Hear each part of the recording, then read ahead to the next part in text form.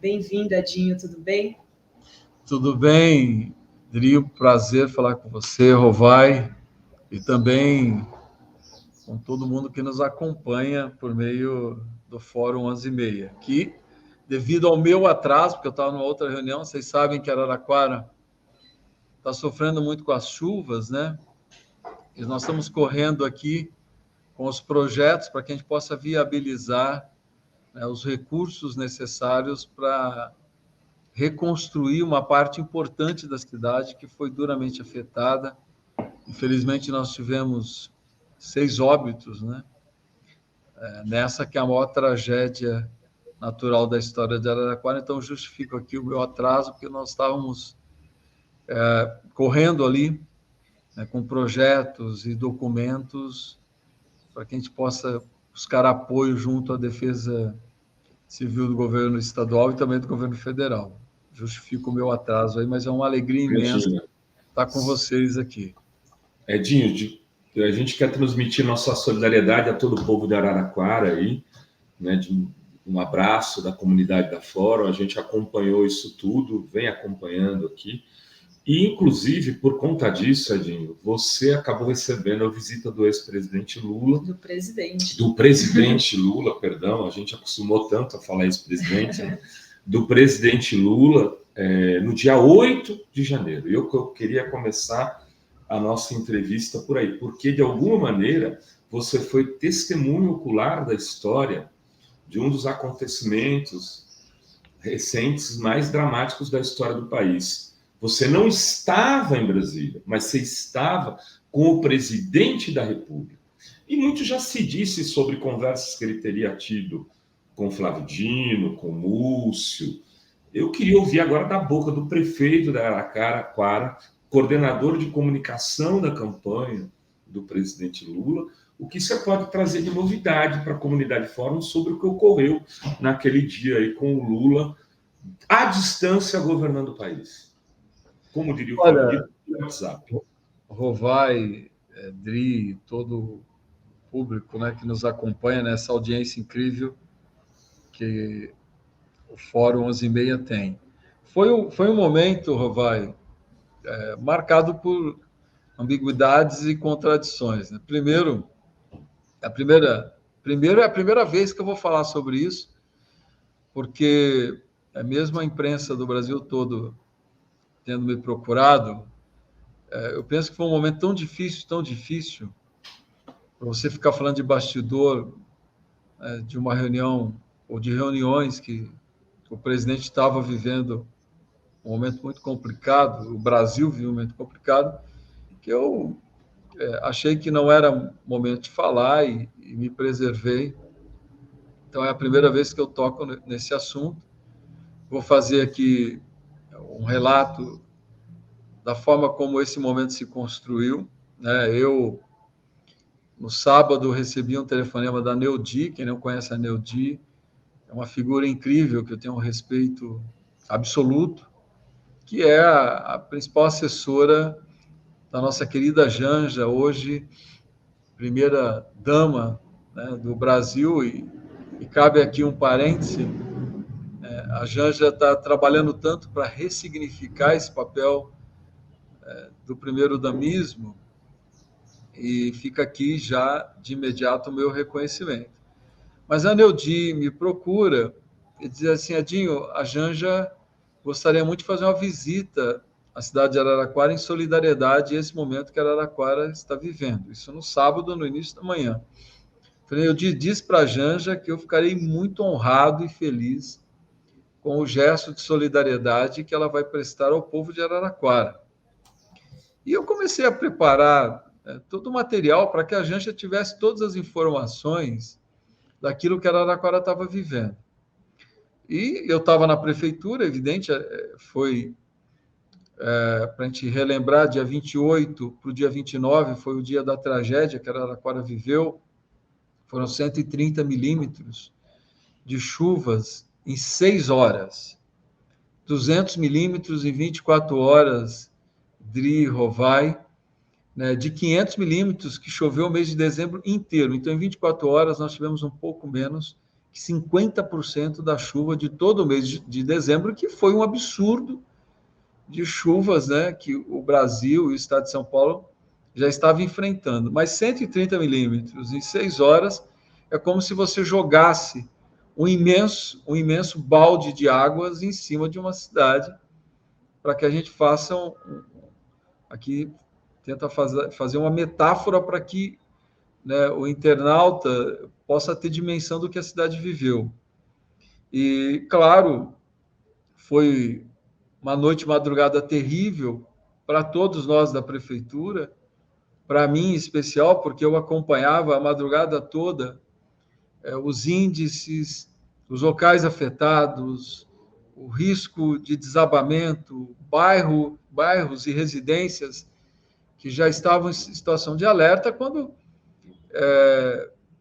ainda na noite do dia 28, chega a informação que um local, você e o Rovai que conhecem Araraquara, que é um local que nunca, absolutamente nunca, nós sofremos com enchentes, que é a ligação da cidade de Araraquara com a Washington Luiz, via Avenida 36, Avenida Padre Antônio Salles Culturato, que é um local muito tradicional. Quem conhece Araraquara, a entrada de Araraquara pela Washington Luiz, pelo shopping Jaraguá, que é o maior shopping da cidade, pelo campus da Unip, enfim, uma região muito conhecida. E ali, um córrego que não tem mais de 1 metro de vazão, ele com esse volume de chuvas, ele veio arrastando tudo que ele encontrou pela frente. Ele é o maior, foi o que mais provocou danos à cidade, e os piores pontos de tudo que nós enfrentamos. E ali uma ponte cedeu, e infelizmente um veículo com uma família toda que voltava do shopping foi arrastado pelo córrego, né? E nós tivemos 6 óbitos na mesma família. Então foi uma madrugada terrível, terrível, terrível. Nós não sabíamos ao certo quantos carros tinham sido arrastados nesse acidente. As informações eram muito contraditórias, porque as pessoas que presenciaram, elas presenciaram também com dilúvio sobre elas, então com visão muito desfavorável de tudo aquilo, o córrego subindo quase 10 metros de altura, enfim, uma coisa absurda. Então as pessoas não tinham muita noção quem presenciou. Mas então é um veículo, 2 veículos, um veículo passou, outro não passou, tinha moto, enfim, virou uma confusão de informações. Quando eu recebi a primeira informação no final da madrugada de que um carro tinha sido avistado, porque as chuvas foram diminuindo, né, e os bombeiros puderam trabalhar, porque o volume era tanto que nem o corpo de bombeiros conseguia ter acesso ao córrego, tamanha a força das águas. E falaram, não, tem vítima. Eu imediatamente fui para o local e acompanhei de perto o resgate dos corpos, e foi um dia terrível, uma madrugada terrível, uma manhã terrível. E, claro, eu me mobilizei em função disso. Isso do 7 para o 8, né? De 28 para o dia 29.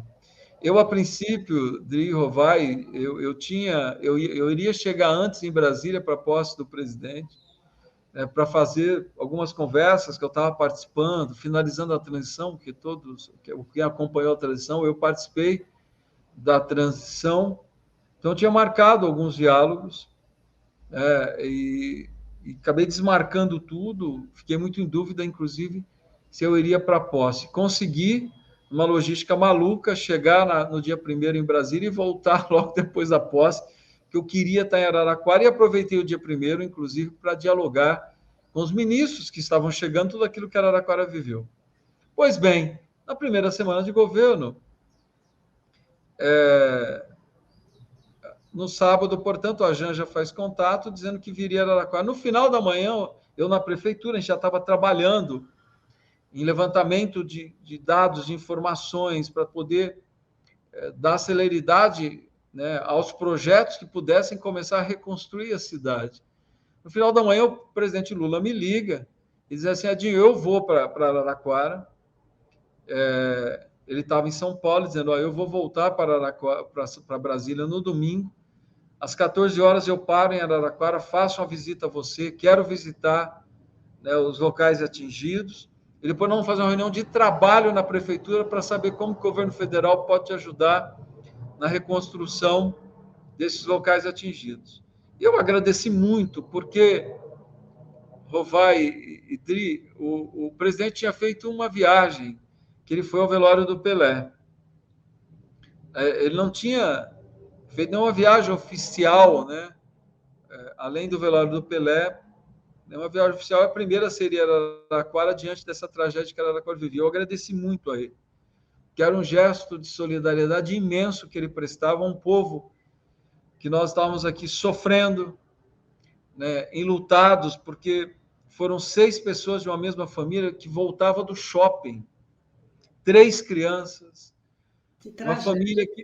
uma família que não conseguia, Adri, inclusive achar a última criança, porque o corpo não era encontrado, uma menina de 10 anos de idade. Então, foi terrível, era um momento terrível que nós estávamos vivendo, e o presidente faria essa visita num gesto absoluto de solidariedade à nossa cidade. E combinamos, eu vou até o aeroporto, ele resolve desembarcar no aeroporto da Embraer, que fica a 10 quilômetros de Araraquara, portanto, aqui do lado, na vizinha Gavião Peixoto, e venho no carro com ele quando as notícias começam a chegar. Primeiro, dos golpistas ocupando o Congresso Nacional, ele já começa a ligar para o ministro Múcio, para o ministro Flávio Dino, tentando obter informações, para o ministro G. Dias, GSI. Aí nós chegamos no local da visita, ele foi, visitou. O povo de Araraquara tem um carinho absurdo também pelo presidente, né, Rovai e Dri? É bom nós lembrarmos que o presidente Lula já obteve vitórias históricas em Araraquara, e nessa última eleição, quando o Estado de São Paulo, infelizmente, as cidades grandes optaram por outras representações políticas, o presidente Lula e o Fernando Haddad ganham as eleições no primeiro e segundo turno em Araraquara. Então, tinha uma multidão nas ruas, lá no local dessa tragédia, para ter contato com o presidente. E ele, como é típico, né, de um presidente que é nutrido pela empatia, ele vai lá e dá atenção para todas as pessoas, conversa, faz gestos de carinho. E nós entramos no carro novamente, as informações começavam a chegar dos golpistas tomando conta do Supremo. Quando nós chegamos em Araraquara, aqui na prefeitura de Araraquara, ele vem para o meu gabinete e imediatamente as informações chegam que os golpistas estavam no Palácio do Planalto. Então, ali se deu efetivamente um quadro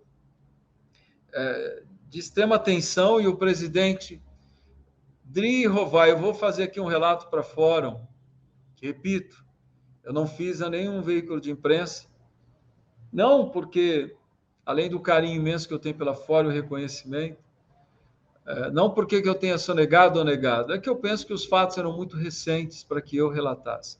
Eu vou dizer a vocês que o que eu assisti no meu gabinete, na minha mesa de trabalho, foi absolutamente um gesto e uma construção monumental de um líder político.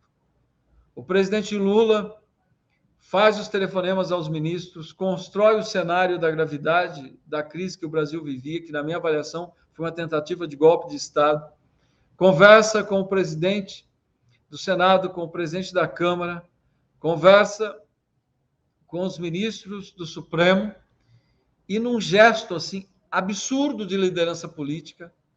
E eu, na terça seguinte, eu tive em Brasília, até por conta de tentar viabilizar toda a parte documental das ajudas que a Araraquara precisa, e fui recebido por ele como da forma mais carinhosa possível, como é típico do presidente Lula. Eu disse a ele, eu vou repetir a vocês, né? Presidente, não é que o senhor, né, em questão de horas, e foram 3 horas muito difíceis, né? Não é que o senhor trouxe o governo para sua mão, o senhor trouxe o Estado brasileiro para sua mão. Foi absolutamente isso que aconteceu. O presidente construiu o cenário, construindo o cenário, ele construiu a solução, né?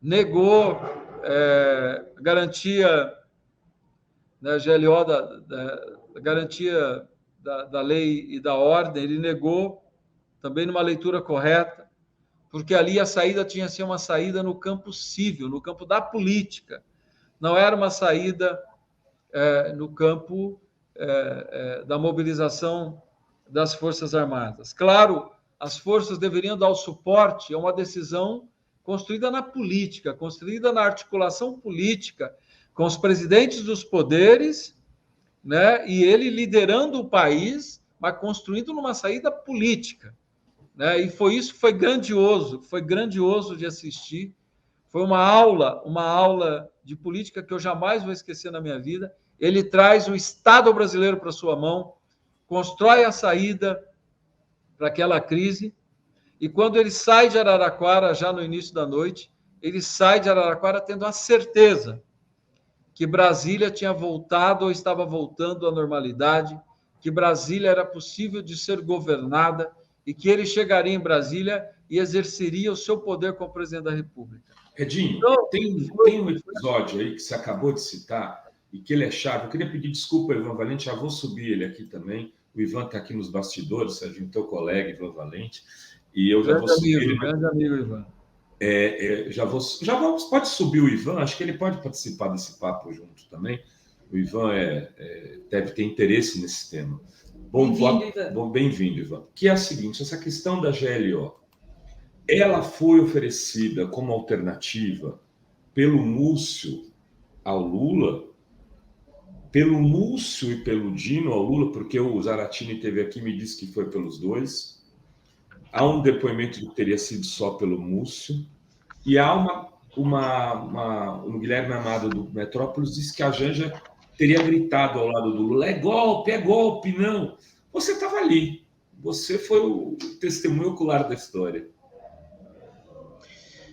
Primeiro, Rovai, o Lula estava ali como presidente da República, um homem que mostrou força e capacidade de liderança, mas muito tranquilo, muitas vezes, inclusive, sorridente, fazendo conversas que quebrassem um pouco aquele ambiente de tensão, porque nós estávamos aqui, ele, o ministro Luiz Marinho, o ministro Valdez, o ministro Jader, o Paulo Okamoto e, claro, a Janja, que, como sempre, fez intervenções, né, extremamente lúcidas, né, e ajudou muito na compreensão da gravidade daquele momento, né? Mas eu não vou aqui nominar a você quais os ministros que entendiam, né, que o caminho era GLO pela gravidade do cenário. Desculpa, eu não vou fazer essa nominação. Não, te entendo. Não, é claro, porque... vou explicar. Eu acho que era um ambiente aqui muito de relação de confiança e eu não quero jamais, na minha vida, quebrar essa relação de confiança que o presidente Lula tem comigo e para mim isso é uma honra. Mas claro que não foi um nem dois. Vários foram aqueles que falaram em GLO pela gravidade. Agora, a lucidez do presidente Lula é algo notável, a tranquilidade com que ele analisa os fatos é algo notável. O Lula não é o Lula de forma gratuita. Ele é o Lula porque ele é uma liderança extremamente racional, que tem a frieza necessária para construir as melhores saídas. Por isso que ele é o Lula. E é verdade que a Janja ajudou muito nas ponderações. Não foi nesse tom de gritaria que talvez tenha relatado, mas no sentido de ponderar, olha, de tudo que ela tinha lido, de tudo que ela tinha estudado, né, durante a transição, porque ela foi uma figura importante na construção da posse, ela liderou, ela estudou muito, ela leu, porque tinha todo aquele cenário de ocupação da frente dos quartéis. Então, ela tinha ali ela estava muito atualizada sobre a interpretação da legislação, mesmo sendo uma jurista, sendo uma socióloga, nós sociólogos também, quando necessário, sabemos interpretar a lei. E a Janja foi uma figura importante. Como eu quero dizer aqui, os ministros presentes, o Paulo Camoto, que estava presente, todos ajudaram muito, muito, muito, primeiro, a pacificar o ambiente, né? Porque o presidente Lula ele tem a capacidade de interpretação e de decisão. O que você não pode é aquela coisa de cada um chegar e falar uma coisa nos momentos de tensão, como foram momentos de extrema tensão. As imagens chegavam, o presidente acompanhou pelas TVs que estavam transmitindo, então eram cenas absurdas de violência. Então, claro que aquilo ia gerando um ambiente de tensão. Todos que estavam com ele trabalharam o tempo todo para que essa tensão fosse diminuída e que ele tivesse a tranquilidade para construir as suas posições como ele teve. Ele foi lúcido, ele foi um líder, ele foi, do ponto de vista da simbologia, como a gente fala, assim, né, que é muito ligado ao esporte, né? Ele foi um monstro, absolutamente um monstro, na capacidade de interpretar e de construir a melhor saída, né? E governando o Brasil por Araraquara, orientando os ministros do que tinha sido feito. Araraquara está predestinada a estar nos momentos históricos do Brasil, né, Ivan?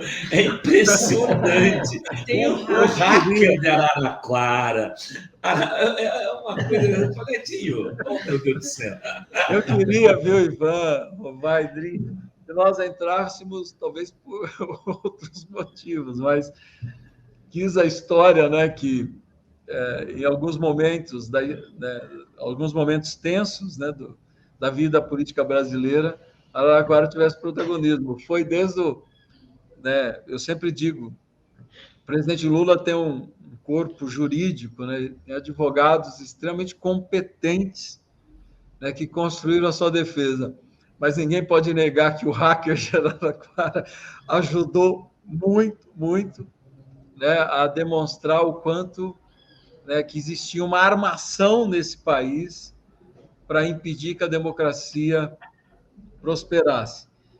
Mas foi isso, eu penso que foi um momento importante. O presidente Lula embarca de volta a Brasília, tendo a certeza que ele chegaria na capital em condições de governar o Brasil. Antes de passar para o Ivan fazer uma análise desse dia 8, Edinho, se você puder ficar mais um período aqui, uns 10 minutinhos para dialogar com o Ivan, eu te agradeço. Eu queria te perguntar, só assim, pelo que eu entendi, você me disse, sim, a Janja foi contra a GLO. Estou errado? Não, a Janja ponderou muito quando, repito, não foi um nem dois, porque agora é muito fácil a gente também julgar, né, Rovai? Eu acho que é muito fácil, longe dos fatos, a gente julgar porque tal ministro propôs GLO, porque tal ministro também queria GLO, tal ministro avaliou GLO. Olha, os ministros estavam em Brasília. Brasília estava sitiada numa tentativa de golpe de Estado, né? Claro que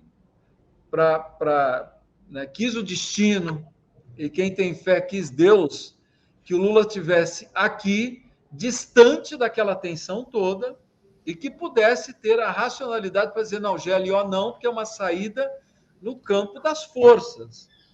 E eu quero uma saída no campo da política, né? No campo da construção da democracia pelas forças civis do país, né? Pela representação civil.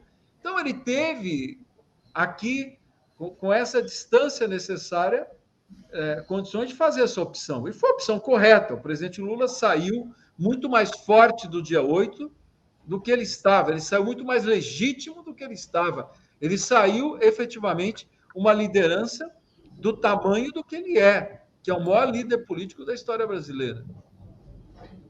Ivan, queria te ouvir em relação a esse dia 8, que a gente não conversou depois do dia 8, né, Ivan? E aproveitando o Edinho aqui, já que Araraquara é o centro de tudo, né? É o bunker da Revolução. A nossa Stalingrado. Bom, boa tarde a vocês todos aí, Dri, Rovai, Edinho, prazer estar aqui com vocês. Entendeu? Bem, pessoal, eu acho que nós tivemos um fato e um dia histórico, né, no dia 8 de janeiro. Se fez história nesse dia. História da pior qualidade, né? Ou seja, nós tivemos uma tentativa de golpe de Estado que, felizmente, fracassou. O de 64 deu certo, mas esse fracassou, né? E eu diria que várias peças estavam se movendo, mas, em certo sentido, eu acho que nós subestimamos um pouco o tamanho da conspiração que estava sendo montada, mesmo pós vitória do segundo turno do Lula, a posse dele, foi maravilhosa e tal,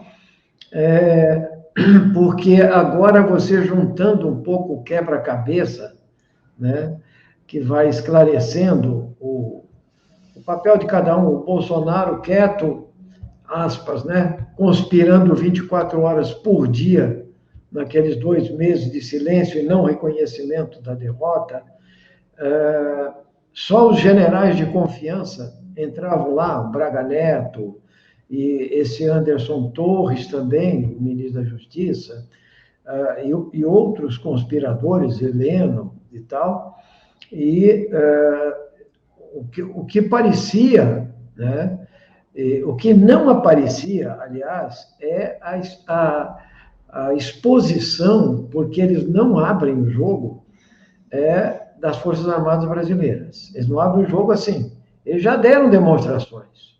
Ou seja, eles vinham demonstrando a sua adesão ao bolsonarismo, de forma radical.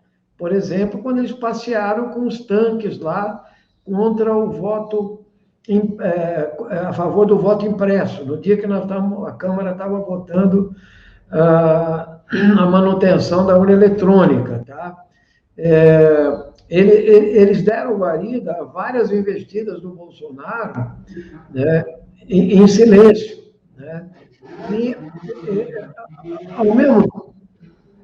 ao mesmo tempo, entende? Eu acho que só o fato deles permitirem que milhares de pessoas ficassem na porta dos quartéis durante 3 meses, ou seja, 3 meses.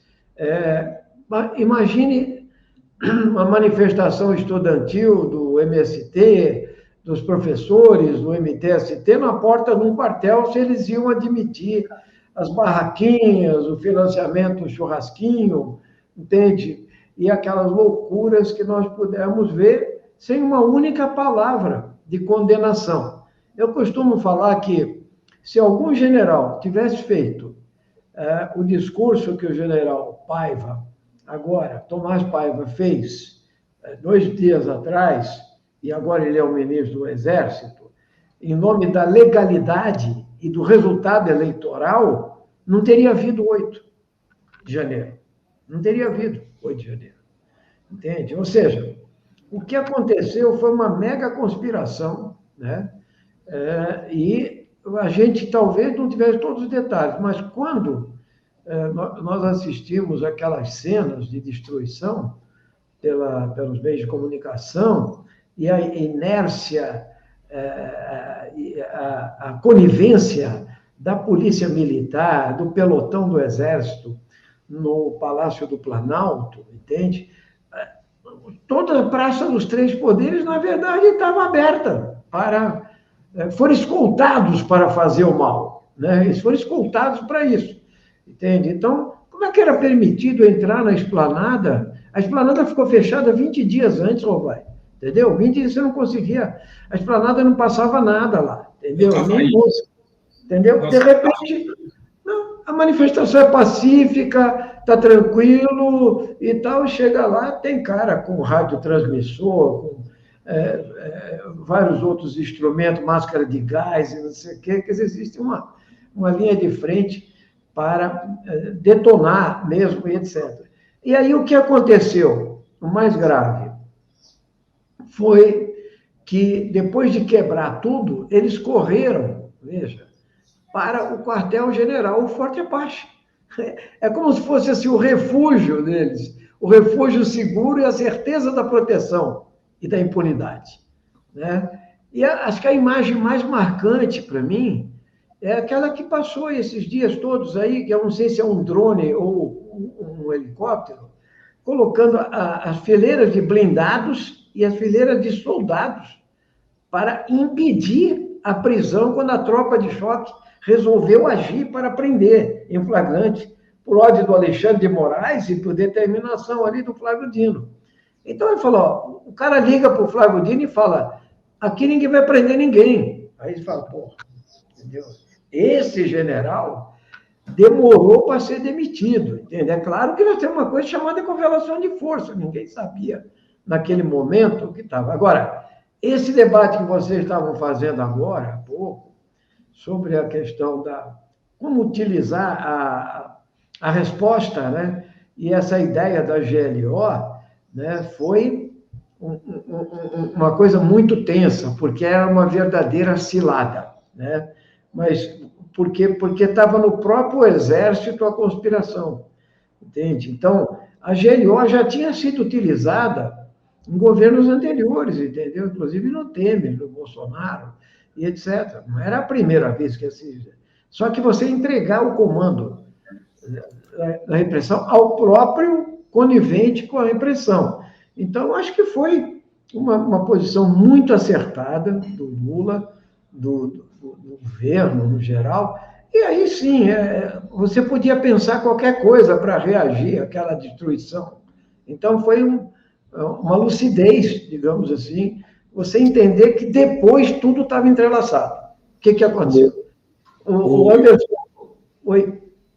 Não, só queria pôr o Edinho na conversa aqui, Ivan, para um detalhe, porque o Lula não sabia desse decreto do Anderson, né, que estava na casa dele, descoberto depois. Sim. Mas o Lula provavelmente já tinha muitos indícios de que a GLO podia ser uma grande armadilha para lhe tornar, como ele disse numa entrevista posterior para a Natuzaneri, uma rainha da Inglaterra.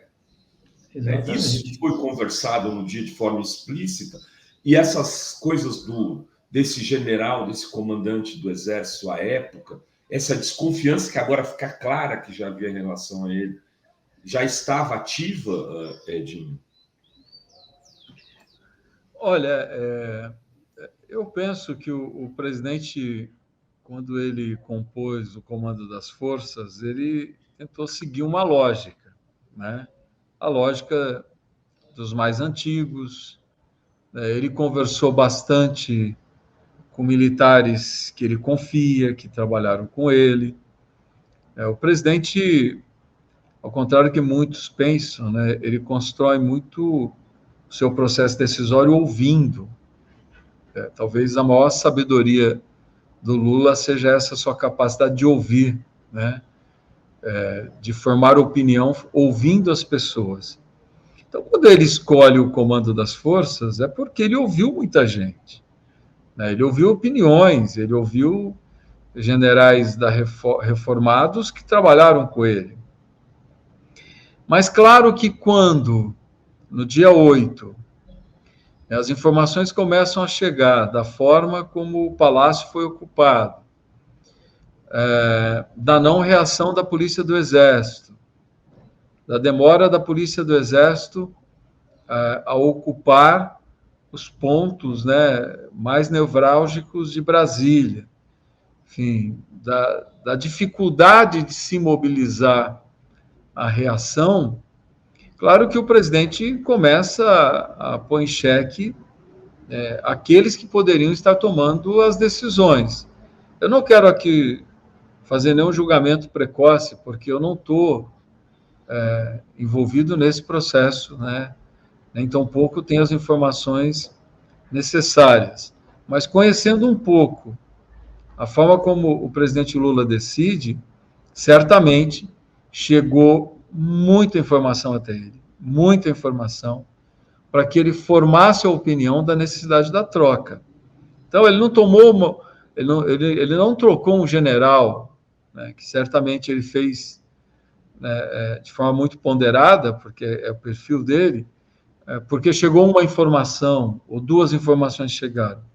Certamente, muitas informações chegaram que ele achou que o melhor era fazer a troca, né? E claro, né, não é um processo simples, é um processo delicado pelo momento que o Brasil vive. Nós estamos vivendo um momento de uma troca de governo, onde o governo anterior incentivou muito a ocupação de espaços no governo por meio de militares. Também é verdade que os militares sempre tiveram protagonismo nos governos Dilma e Lula.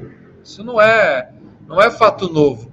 Mas, claro que é muito desmedido o tamanho da participação dos militares no governo Bolsonaro e a forma como Bolsonaro incentivou os militares a estarem se posicionando em espaços tradicionalmente de decisão de civis, né? Então, teve ali um empoderamento, talvez além da conta, teve uma politização muito além da conta, né? E que agora o presidente Lula tem que refazer esse processo. Não é simples, é muito delicado, né? Mas eu não tenho nenhuma dúvida que o dia 8 dá ao presidente a força necessária, a legitimidade necessária para que ele faça as medidas, para que ele tome as medidas também necessárias para que o Brasil expresse a sua vocação pela democracia. O que o Brasil disse no dia 8, a quem arvorava medidas autoritárias, é que o nosso país opta pela democracia, né? O Estado brasileiro, ele opta pela democracia. A sociedade civil brasileira opta pela democracia.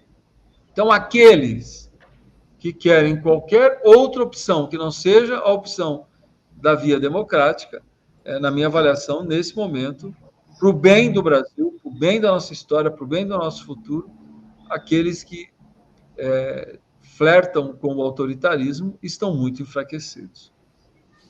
Edinho, eu não sei até quando você pode ficar aí. Se eu tiver que te liberar, eu te libero já. Não quero criar problemas com a população de Araraquara. Araraquara, eu não sei. Eu vou sair, mas antes deixa eu falar uma coisa aqui. Primeiro, eu tenho uma alegria imensa em encontrar o Ivan. Tenho pelo Ivan um carinho e um respeito também imenso, né? Para mim, o Ivan, das figuras públicas mais lindas da história recente desse país. Tive a alegria de militar muito com o Ivan no PT e depois tive também a alegria de presenciar o Ivan como liderança do PSOL, né, a sua coerência, tudo aquilo que ele sempre defendeu, né, com políticas públicas para o nosso Brasil, né, como forma de construção da justiça social. Então, Ivan, nunca tive essa oportunidade, né, desde que você escolheu o PSOL, de falar publicamente isso a você, mas saiba que eu tenho muito respeito pela sua trajetória, pela sua história, e você certamente está escrevendo, mas já escreveu uma das páginas mais lindas da história política do nosso país. E a você, Dri, Rovai, todos sabem do carinho que tem por vocês. Espero também que o Ivan, vindo para os lados de Araraquara, os campos, como os tupis-guaranis falavam, Ivan, se você vier pelos campos de Araquara, visite esse seu amigo prefeito aqui, que vou ter muito prazer em te receber. E a Dri e o Rovai, eu vou dizer aqui publicamente, se vierem, eu pago o jantar, tá bom? Olha, fazer um agradecimento especial pelas palavras do Edinho, prefeito Edinho Silva, que foi um prefeito que se renova, né? Porque ele já faz parte da história de Araraquara, aí, é uma referência nacional. E também porque eu conheço o Edinho de velhos carnavais, entendeu? Na construção do PT, nas disputas legítimas que nós fazíamos, né? E acho que a gente nunca perdeu essa identidade política e também coloca o nosso mandato à disposição aí, Edinho, entende? Outro dia eu fui fazer um debate aí no Instituto Federal de Araraquara, não deu tempo de te visitar. Na próxima eu vou te ligar. Você está em falta, Ivan. Falta grave comigo. Sabendo que você esteve aqui, não veio a prefeitura, pronto, já está em falta grave. Que nem o Rovai e a Adri, vai ter que vir aqui. Gente, Vai ter que... Você está vendo esse visual aqui da Adri? Eu já te convidei para você vir aqui. Eu vou. Obrigadão, viu? Alegria imensa. Valeu, obrigada, Edinho. Valeu, Edinho. Um abraço.